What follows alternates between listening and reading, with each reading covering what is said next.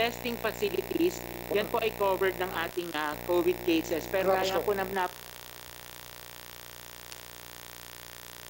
Malinaw po, no, yung binanggit ni SP Pargas na yung probable, suspect at confirmed ay kasama sa programang ito. Next slide.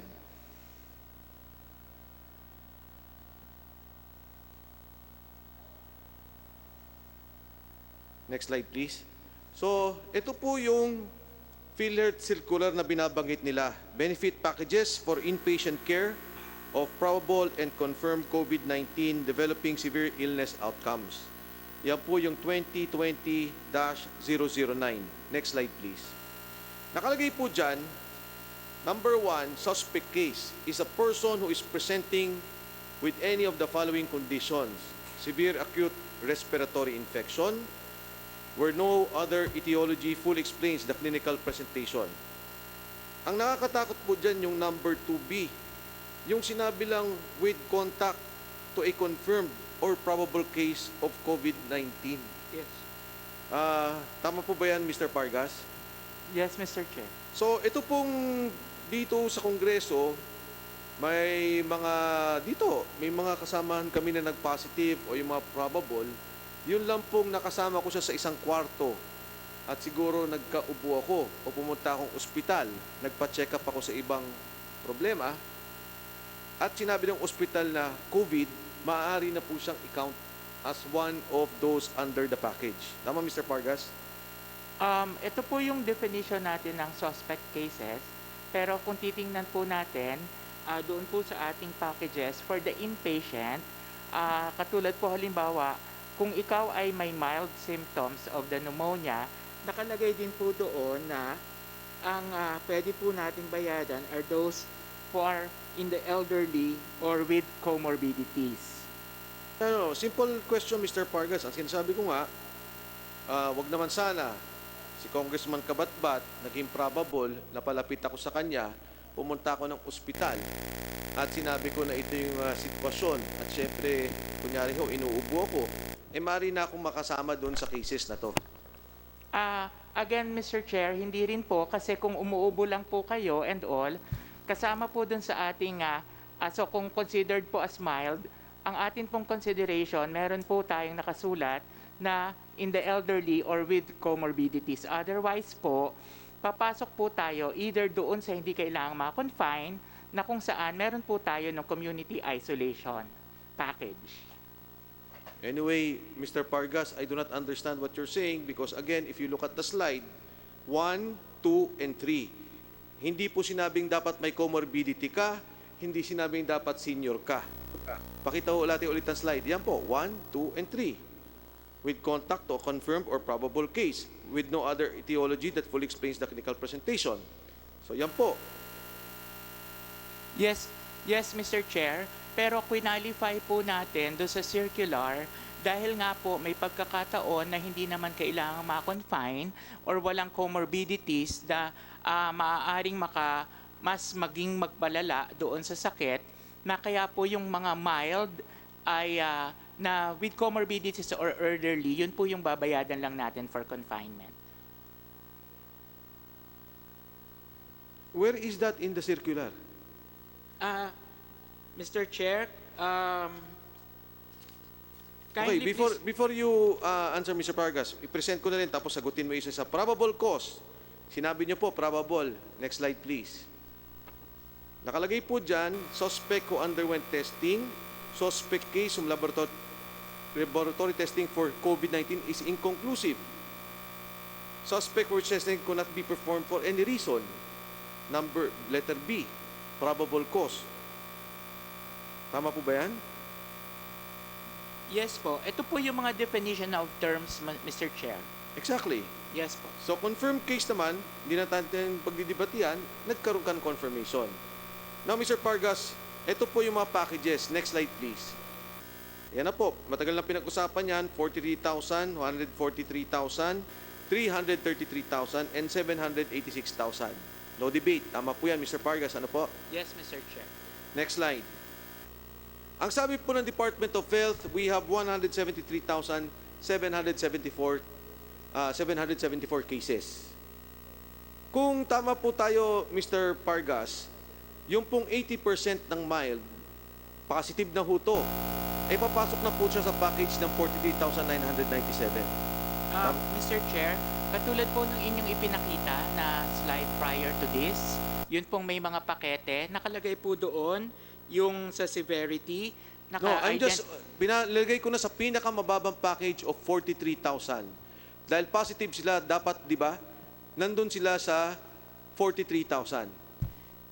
Yung positive po, as confirmed, yes po. Okay. So tama yan. 6 billion 89,184,800. Is that correct? At 43,000 lang po yan. Hindi ko nilalagay yan ng moderate. Kung yan po yung mga naka-confine for the packages, yes po. Yan po maaari yung babayadan natin. Okay. Next slide. Confirmed cases at 20% na lang ho to. Ginawa ko, 20%, 90% ay ginawa ko lang na severe. Severe lang, 90%. Hindi ko ginawang critical dahil mas mahal.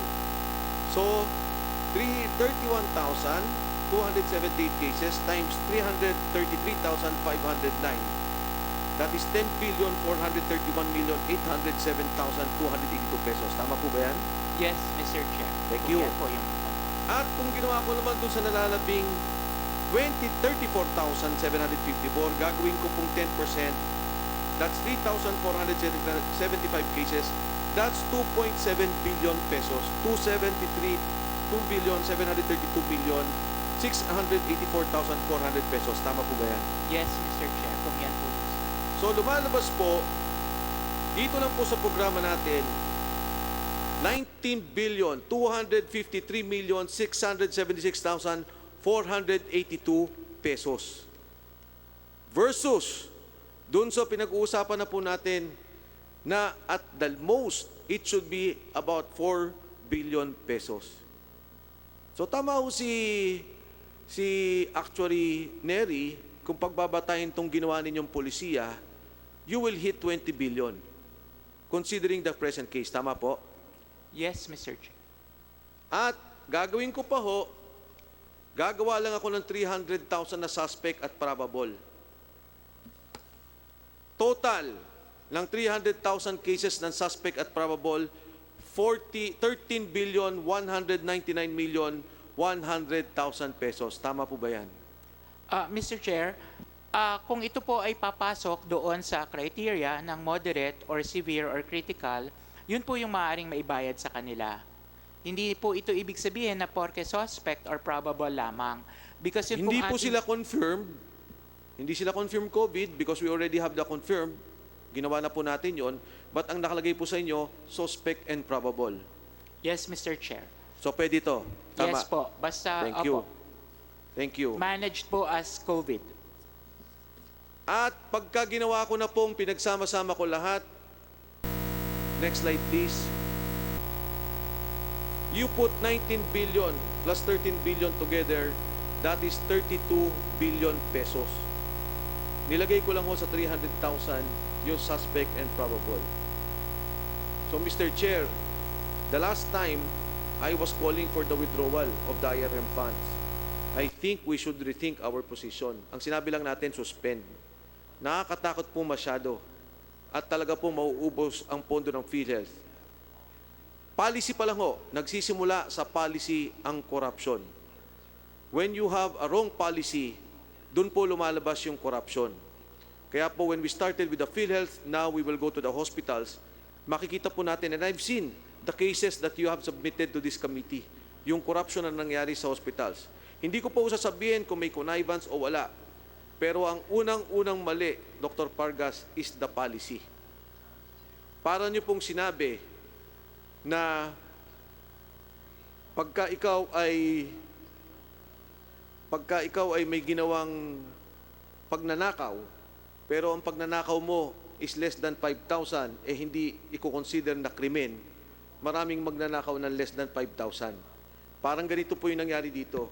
Pinayagan niyo yung polisiya at dito lalabas ang korupsyon. At tama, si Actuary Neri Santiago, given this policy, I would have the same conclusion.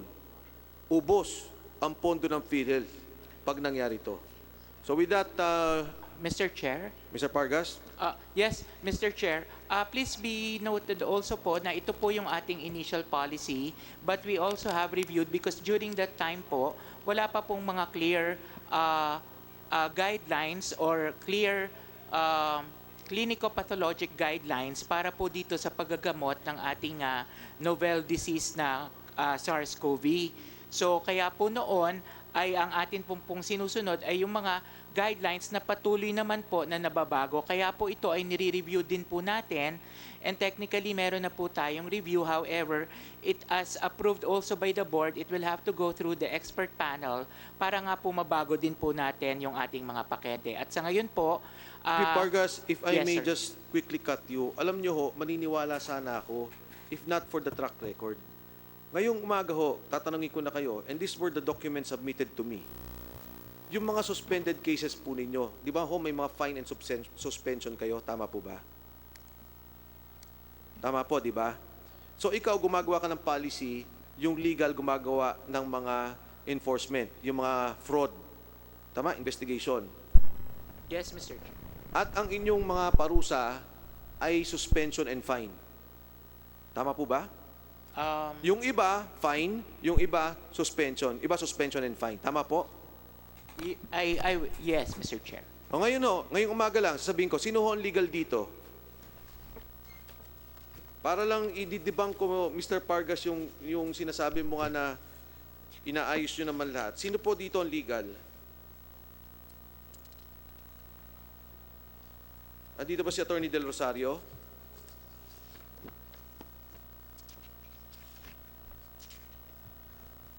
Okay, mabilis lang ho. Anyway, isang opisina lang naman po kayo dyan. Alam niyo po ba na ang WellMed, fine lang ang isinampa nyo? Hindi nyo sinampahan ng kahit anong kaso? You have 202 facilities ng fine. And you have other facilities na merong suspension and fine. In the case of WellMed, nakapending pa sa board. Hindi pa niya binabayaran ng fine at hindi niyo po siya sinuspend. Now, how can you talk about policy? Since 2013, you had pneumonia. You never corrected it. By 2015, na-correct nyo na dapat yan. I have your own study, yung analytics ninyo ng mga cases. And this was reported to the board. You never changed that policy. Kung ito po, hindi nakita ng Kongreso at ng Senado, ang kinakatakot ko, at mabuti nandito tayo ngayon, nakita natin, yung pulisyang yan baka hindi ho na bago. At yung kinakatakot natin pagkaubos ng pondo, ay baka po talagang nangyari. Pero nandito po kami, binabantayan namin yan, at itutuloy natin yung investigasyon. So with that, can I go to the President of the National Unification Party, the Honorable Barsaga, to proceed with this interpellation. Maraming salamat, Mr. Chairman. Unang-una, I would just like to make a very short observation. Nakikita ng ating mamamayan ang paghihiring na ginagawa ng Senado at ng House of Representatives. At nakikita rin nila, base sa kanilang konklusyon, na maraming anomalya, maraming graft and corruption na nangyayari sa PhilHealth, involving not only millions of pesos, but billions of pesos. Kaya kahit sa social media, pati na yung mga nakakausap ko, ang sabi nila, kung pwede, kung ganyan lamang ang nangyayari sa PhilHealth, hindi na kami magbabayad ng aming contribution. Anyway, under the law, whether we pay or not, entitled kami sa PhilHealth benefits. Ang sabi ko sa kanila, lalong lalala ang problema natin sa PhilHealth kung hindi kayo magbabayad. At asahan nyo naman, sa aming mga investigasyon, pati na sa ahensya ng executive, we are doing our very best na kung sino ang nagkasala, kinakailangang parusahan. At nakita na naman natin, last night, lumabas ang balita na marami ng opisyales ng PhilHealth had been the subject of preventive suspension of the Ombudsman. Ang sinasabi nga lang natin, this is just the tip of the iceberg. Ito pa ang pinakamahinang aksyon ng ating pamahalaan. And based on that opening statement, ang lagi natin pinag-uusapan ay yung pandemya, the COVID case. Sa PhilHealth Circular 2020-007, nakalagay rito, subject, guidelines on the provision of special privileges to those affected by fortuitous event. Sa third paragraph ng first page, that pursuant to PhilHealth Board Resolution number 2496, series of 2020, the corporation hereby issues the following guidelines that shall be applied to those affected by fortuitous event. Malinaw na malinaw sa circular number 2220-007 na itong ating IRM ay applicable lamang doon sa mga asuntong o kaso na involving fortuitous event coronavirus.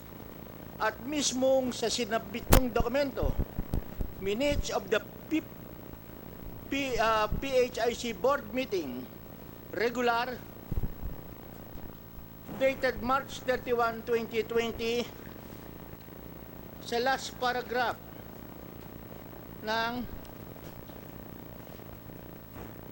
page number 8, last paragraph, board action, with BM Mercado moving for the approval and BM Padua and ASEC Diwani seconding the motion, the board approved the nationwide release of 27 billion 22 million as part of the IRM fund to healthcare institutions affected by COVID-19. Pati na sa inyong mga bulletin, pati na sa inyong press releases, sinasabi nyo itong IRM is in order to address the COVID problem. Pero sa aming nakita, dialysis centers, binigyan nyo ng IRM. Private birthing facilities, binigyan nyo ng IRM. At base sa submission nyo ngayon, pati infirmaries, binigyan nyo ng IRM. Tama ba yun, Dr.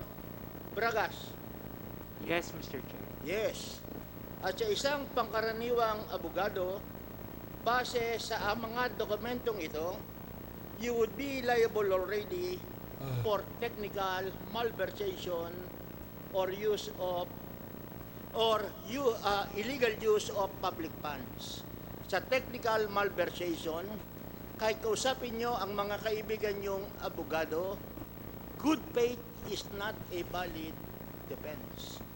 As long as public funds were used for a purpose different for which it was originally intended, you are liable for technical malversation.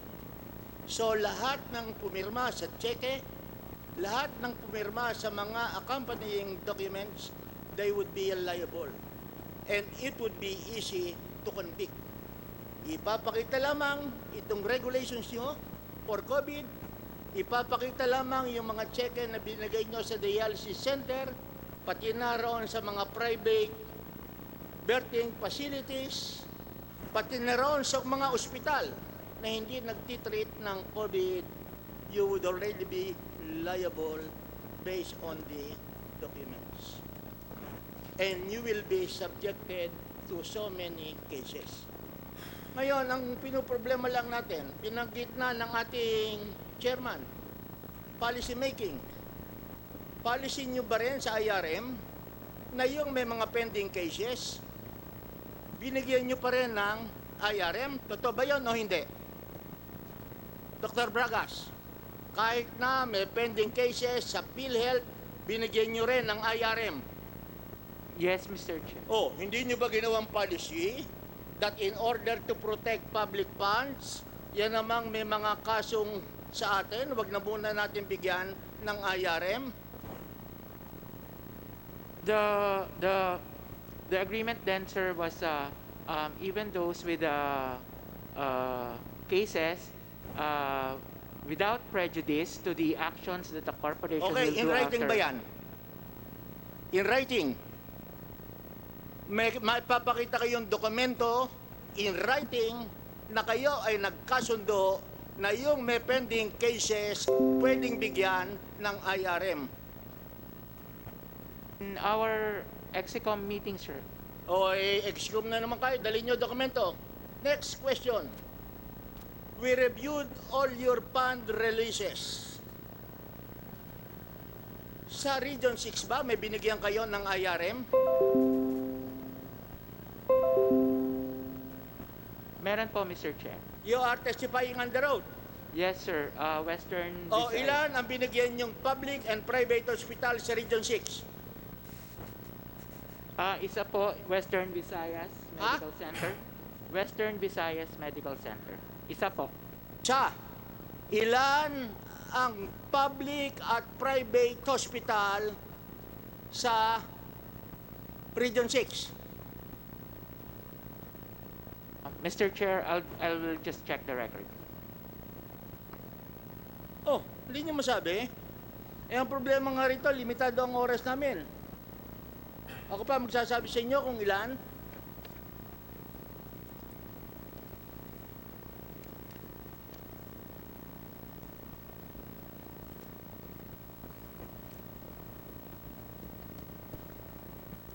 Sa Region 6, you have 215.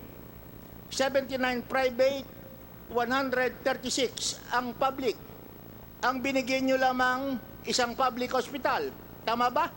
Yes, Mr. Chair. O is that also in your policy na sa Region 6, isa lamang ang bibigyan natin? No, Mr. Chair. Ha? No, O Mr. Chair. ano ang inyong explanation? Hindi nyo kasundo ang Regional Vice President ng Region 6. Kaya hindi nyo binigyan. Pati mga kapwa, pati kapwa naming congressman, nagko-complain na bakit sa Region 6, isang ospital lamang. West Attorney Labet, because he's the one who actually checked on those applications. Kaya nga, policy nga natin to eh. Mr. Chair, because ang atin pong polisiya, accordingly dun Okay, you sa... explain in writing, on the road, kung bakit sa Region 6 yung isa binigyan. Next question.